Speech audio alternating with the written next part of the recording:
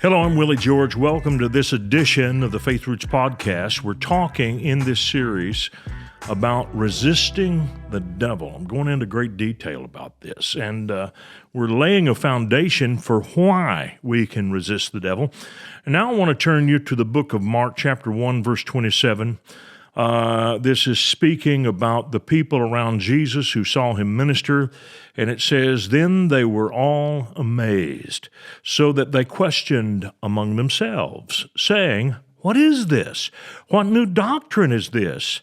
For with authority he commands even the unclean spirits, and they obey him.'" Now Jesus ministered with an authority and power that no one in Israel, none of its prophets, including Moses, none of them ever came close to operating like he did. Moses knew the Lord face to face. Jesus was the Lord. He was the Word made flesh. So he had the Spirit without measure. That's according to John the Baptist. Now the Spirit of God was on Moses, but Moses was a human being. Moses had not yet been born again. May be hard for some people to recognize that, but it is the truth. The new birth did not happen until after the cross. I'll show it to you in a later episode of this. So Jesus is God. He is operating in all of the power of the Spirit. So no prophet ever operated like he did, and not one of the prophets ever spoke a word of rebuke to an evil spirit. There's a reason for that. They never had a word from God to do it. God didn't give anyone a command to do that, did not authorize anyone to do that, and it is because not one human being stood in authority over an evil spirit in all of the Old Testament. Nobody could do it. They were all subject to sin. Jesus was not subject to sin. For this reason, he was able to rebuke demonic powers. Now, I want to turn you to the Gospel of Mark, and we're going to begin reading in chapter 1, verse 21. Pay attention to these. "Then they went to Capernaum, and immediately on the Sabbath he entered the synagogue and taught. And they were astonished at his teaching, for he taught them as one having authority and not as the scribes." I want to tell you something right now. If you want to see people helped, you have to put them under authority. Authority is what releases blessing. You know, there was a centurion that came to Jesus, and he said, "My servant is sick, grievously vexed with the palsy." Jesus said, "I'll come and heal him." And he said, "I'm not worthy that you should come under my roof. All you have to do is speak the word only. My servant will be healed." And this is what he said. He said, "I am a man under authority, and I have soldiers under me." So he's saying there's authority over me. Here I am, and I have people under me. So I'm in the chain. And he's in effect saying to Jesus, you're in that same chain. You're submitted to God. Here you are in the middle, and when you speak to demonic powers or diseases, they have to obey you because you're in the chain. You're in the direct line of authority.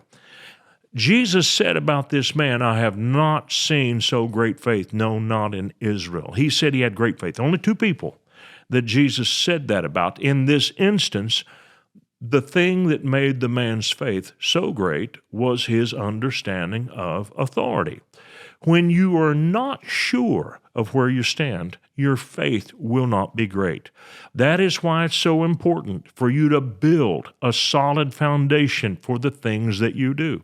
You know, we began this series talking about taking authority over the devil, resisting the devil, but I didn't just jump in and begin to give you one illustration after another of how we resist the devil and you deal with demons like this and this and this. What I wanted to do was to lay down the authority for what it is that we do. I'm showing you the scriptures that give you very secure and solid information about why this works, why does it matter now, and why you can do this, all right? Now, they were astonished at his teaching, for he taught them as one who had authority and not as the scribes. Now, there was a man in their synagogue with an unclean spirit, and he cried out. Now, this is interesting. He probably didn't cry out all the other times, but he cried out when Jesus came. And this is what unclean spirits do. They distract. They try to pull you aside. They try. Before I began this teaching today, there was a man influenced by the devil in traffic who began to honk and yell at me, and I still don't know what I did. Maybe I did something wrong, but anyway, it was an attempt of the enemy to distract me, to get me all shook up before I could come in here and teach you. I chose to reject it. I didn't allow it to happen. I didn't allow it to take any root. That may have happened to you, and you didn't realize where it came from. Listen to me. There are people who may be good people, but they don't even realize it at times. They're yielding to the devil. Peter did that. He told Jesus he wouldn't have to go to the cross. Jesus rebuked the devil, not because Peter was the devil. Peter temporarily yielded to an evil spirit, and people do that all the time. How do you deal with it? You quietly take authority over it under your breath. You don't have to yell and scream, but you take authority over that, and the thing has to leave. Now, there was a man in the synagogue with an unclean spirit, and he cried out, saying, "Let us alone.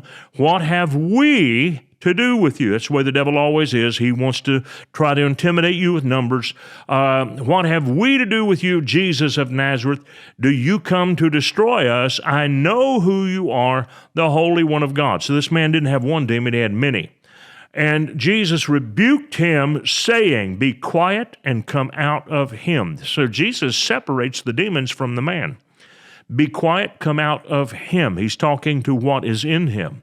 And when the unclean spirit had convulsed him, so the man began to yell and scream, fall on the floor, he cried out with a loud voice, and he came out of him. Then they were all amazed, so that they questioned among themselves, saying, "What is this? What new doctrine is this? For with authority he commands even the unclean spirits, and they obey him." And immediately his fame spread throughout all the region around Galilee. In other words, they were pretty much focused on this demonic power being cast out, not as much the healings as it was the demonic power. He had authority. Now, these demonic powers not only obeyed him, but they knew him. They recognized him. And they will recognize any child of God. And I'll show you that later. But they recognized Jesus. They also are trying to make a place for themselves by saying, we too have a right to be here. He may be the Most High God, but we're God's too. And so they always referred to him as the Most High God. The angel Gabriel said to Mary about Jesus, he will be called the Son of the Most High. She probably didn't think about that being an accusation, but most of the time that we read in the New Testament, when God was called the Most High God, it was because there were demon-possessed people saying that. That's how they always referred to him, the Most High God. The demon-possessed called him the Son of the Most High. Listen to Luke 8:28. What have I to do with you, Jesus, Son of the Most High God? I beg you, do not torment me. And then Mark 1:34, then he healed many who were sick with various diseases and cast out many demons, and he did not allow the demons to speak. Why? Because they knew him. So Jesus took direct authority over these demons, but he didn't stop with that. Now, even before the cross, he delegates on credit authority over the devil to his followers. Luke 9:1, then he called his 12 disciples together, gave them power and authority over all demons to cure diseases. Now, he hadn't yet died on the cross. He is going to do that and free them of their sins, but they are temporarily going to walk in his authority, and they begin to rebuke demons, and the demons obeyed them. Luke 10:1, wasn't enough for the 12 to do it. After these things, the Lord appointed 70 others also, and sent them 2 by 2 before his face into every city and place where he himself was about to go. He gave them authority over demonic spirits. Now, why 12 and why 70? Well, 12 is the number of government. And so when Jesus called 12 disciples, he's calling a jury together. They're going to pass a verdict and they're going to rule with authority. So he picks 12 guys, and they are witnesses who give witness in a court. And so that's why he calls the 12. The 70 refers to Genesis 10, and if you read Genesis 10, you will see that there are 70 nations of the world that are recognized by God in Genesis 10. So the 70 others have to do they're a symbol of all the nations of the earth. So when Jesus is calling the 70 others, even though they're still going and preaching in Israel, he's using that as a symbol. They're going into all the world, and guess what? They also had authority over the devil. Now, they got real excited about this authority. And in Luke 10:17, it says, "Then the 70 returned with joy, saying, 'Lord, even the demons are subject to us in your name.' And he said to them, 'I saw Satan fall like lightning from heaven. Behold, I have given you the authority to trample on serpents and scorpions and over all the power of the enemy, and nothing shall by any means hurt you.'" He's saying you have complete authority over demonic power. But listen to what he said as he closes. "Nevertheless, do not rejoice in this, that the spirits are subject to you, but rather rejoice because your names are written in heaven." In other words, he is saying your relationship with God is far more important than your relationship with the devil. In fact, if you don't have a relationship with God, you will not have authority over the devil. And if your relationship with God is compromised, the devil will have a place in your life to attack you. And so he's telling them that their authority is due directly to the fact that they are seated in heaven, their names are written in heaven, and that they are righteous in heaven. They've been declared not guilty before God. And this is done, again, on credit, because the cross hasn't yet happened, but it's very near to coming, and he wanted to prepare them for the authority they would have as soon as the resurrection was complete and he ascended into heaven.